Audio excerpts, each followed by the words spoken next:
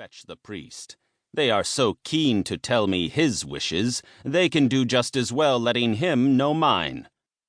The king spoke clearly, making sure no person was unaware of his intentions. The two advisors chose not to protest as they walked to the doors. Everyone else in the room remained silent as they waited for the priest to arrive. The king broke the silence again, addressing his son. Emmett stood by the steps of the throne, his hands now behind his back, awaiting directions from his father. "While we wait on the priest, we may as well start the proceedings. Have you had any thoughts on which type of affinity you would like to receive, my son?" "My king, I would be honored to receive any affinity. I recognize that with diligence and patience, I will be able to rise to great heights with any affinity. Should we not wait for the priest so that this can be done formally?" "Yes, you are correct, my son, and I believe you have the aptitude to master any affinity. With that said, this is a celebration. Let us be braggarts for a moment. Who needs the priest? I have taken the test myself, and it was a trifling thing. Do not worry. If you could choose any affinity, which would you select? At my ceremony, we made a game of guessing what I might get. I guessed incorrectly, but it was my mother who guessed it the closest. The woman called herself an oracle until her dying days." The king began to laugh. Everyone in attendance laughed as well. "A royal affinity was a true achievement, my king," Emmett said. "As though the goddess herself approved of your appointment as king. That is what my tutors tell me, at least." "Yes, my father was happy to have raised such a regal child, even if it meant his time on the throne was limited.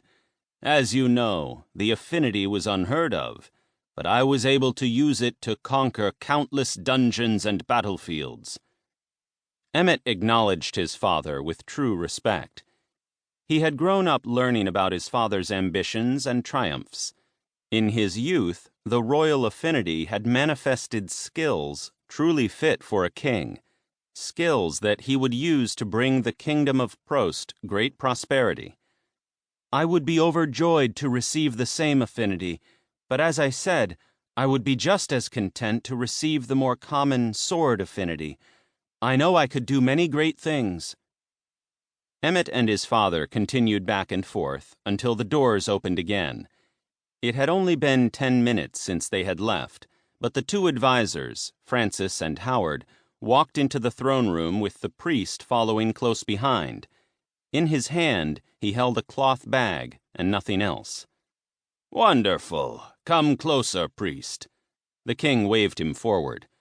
"I heard you had tried to go against the wishes of the kingdom. Thankfully, it seems you have come to your senses." The two advisors found their spots to the side of the king as the priest stood beside Emmett at the bottom of the steps. "Nothing of the sort, Your Majesty. As you know, it is a tradition that the ceremony is held within the church's back chambers. Very few people are permitted in those quarters." "Yes, priest, but we had spoken about having it here. The crown prince is old enough and will not wait like all of the other children."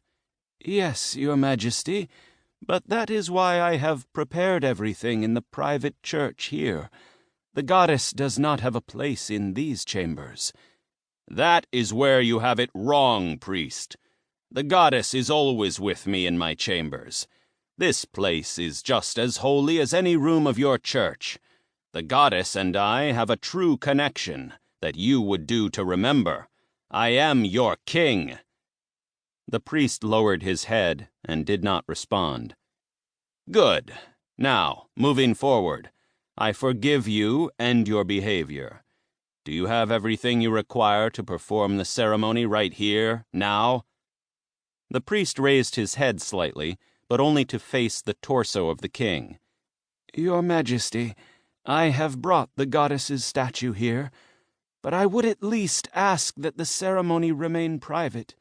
There are too many witnesses, and I worry that this will cause issues." "Fine. Everyone except the priest and the crowd."